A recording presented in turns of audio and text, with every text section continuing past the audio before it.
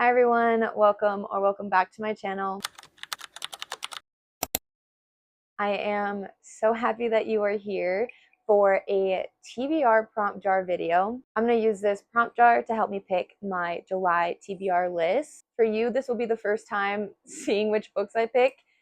I have been recording, or I thought I was recording, for about 30 minutes, and I finished up to my 5th prompt and realized my phone storage was full and I was talking to the wall basically for the last 30 minutes. So I've already picked out the prompts and books for my first 4 books, and I have picked out my 5th prompt. I haven't picked a book yet, so that'll be new to both of us. Anyways, let's get into it. For my first prompt, it was pick a book written by a favorite author. I have quite a few auto-buy authors that I have on my shelves, but in order to be considered a favorite author, I feel like you have to have read at least 2, if not 3 books by them to know if it isn't just a one-time thing or if they're actually your favorite author. Some of those authors to me are Ali Hazelwood. By far is one of my favorite authors. If you can't tell, all of these are Ali Hazelwood. And then Cara Bastone is another one, auto-buy and favorite author. I would say Emily Henry, yes, but not as much as those first 2.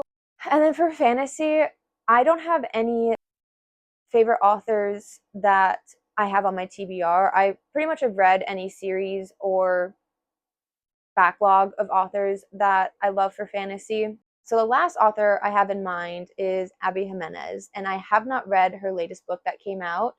Actually, her 2 latest books. What I picked for this prompt is Say You'll Remember Me by Abby Jimenez. I have read Part of Your World, Yours Truly, and Just for the Summer by her. I waited for this book to come out in paperback, and I believe she just had a new book published in hardcover. So I'm technically 2 books behind in Abby Jimenez. With that being said, even though this book has been on my radar for a while, it has been a while since I have thought about it. All I know is that the 2 main characters, they meet and then they go their separate ways and they can't stop thinking about each other. Basically, that is all I know of this premise, but I do know that Abby Jimenez and her writing is for me. I love the other 3 books that I read by her.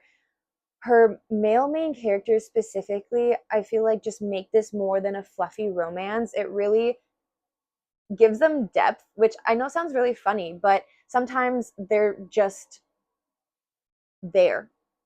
But in Abby Jimenez's books, they're not. They are just real, and the dynamics between the characters are impactful and emotional. And the topics that she covers, especially like anxiety and Yours Truly, I feel like she talked about it really well. Anyways, I'm rambling. For someone who doesn't have phone storage, I shouldn't be rambling. Say You'll Remember Me by Abby Jimenez is the first book that I picked for my July TBR. The second prompt that was chosen was a book gifted to me. And I actually have a handful of books gifted to me because when I moved, my book club friends, and they're not just my book club friends, they're my friends in general, they gifted me a few books of the future book club books. Unfortunately, this month I don't have, so I couldn't pick that one. But I did get another book as a gift while I was moving, and that was And Now Back to You by B.K. Borison.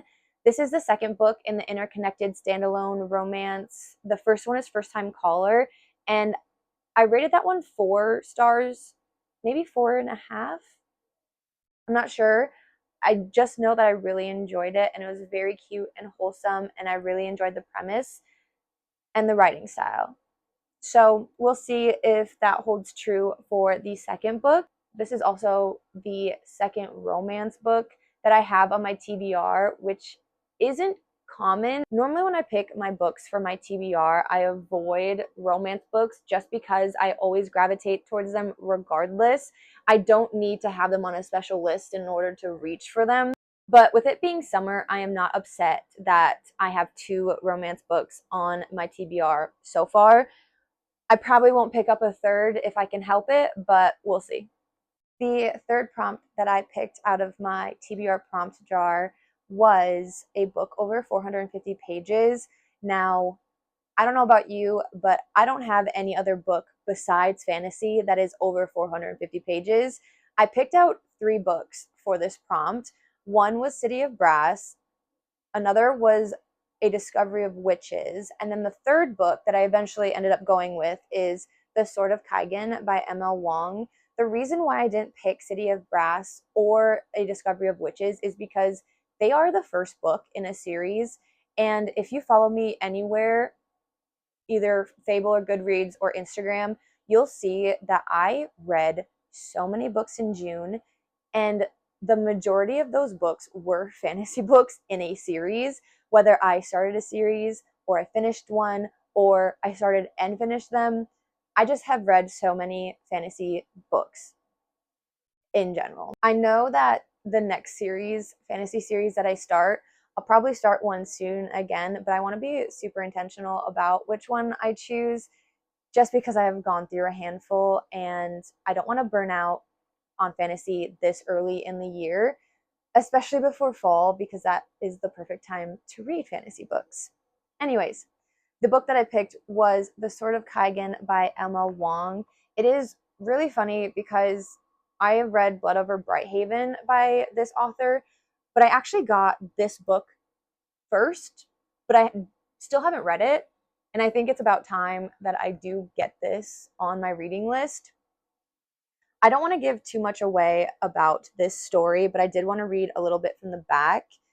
When the winds of war reach their peninsula, will the Matsuda family have the strength to defend their empire, or will they tear each other apart before the true enemies ever reach their shores? And some blurbs rife with magic and heartbreak, highly imaginative, intricate, and original. One of the most intense books I've ever read. If the writing and the premise, not even the premise, but the depth of this story is anything like Blood Over Brighthaven, I am going to eat this up. And I'm ready. I'm hungry. You know what? Scratch that. No. No. The fourth prompt that I had picked from my jar is a book with an author who starts with J or C. In order to give myself a little bit of wiggle room, I did decide that I could either do first or last name starting with a J or C. I had picked originally Razorblade Tears by S.A. Cosby, but then on the shelf next to it was Bright Young Women by Jessica Knoll. This is a true crime inspired thriller, which I thought would be perfect for a summer read. And instead of it being from the perspective of the serial killer, it is the perspective of the serial killer's victims and survivors of the serial killer. Yeah, I think I worded that right. And I don't know, this book just screams summer to me, so I thought it would be perfect for July. For the fifth and final prompt, I decided to redraw so I can at least have one of these picks be new to me as well and not just re-talking about a book that I've already chosen. This prompt is a book with a cover that reminds me of my favorite season. This might be tricky because we are in summer, and summer is my least favorite season. Hot take. I don't like it that much. I do like the longer days, and that's about it. My favorite season is probably fall, if not winter. So I'm going to choose a book that reminds me of either of those. Okay, I might be reaching a little bit for this one, but I'm going to go with Betty by Tiffany McDaniel. The reason I picked it is because it's blue, and blue reminds me of winter. Yep, that's all I have. This is a historical fiction. This story starts in 1954 in Ohio. This is about Betty and the hardships that she faces living in poverty and in violence, both in her home and in the area that she lives in. And it's a story on how she survives that through writing. And the back actually says that the story is inspired by the author's own family and the generations before her. I have heard that this is heartbreaking. So I don't know if I'm actually ready for this, but it is going to be my pick for the 5th prompt. And as honorable mention, I also picked up the Traveling Cat Chronicles because of the leaves. This is definitely more fall than the other one is winter. So I'm adding this to my TBR for July as well. These are the picks for July using my TBR prompt jar. Thank you so much for watching, and follow along on my TikTok or my YouTube channel to see if I get to any of these.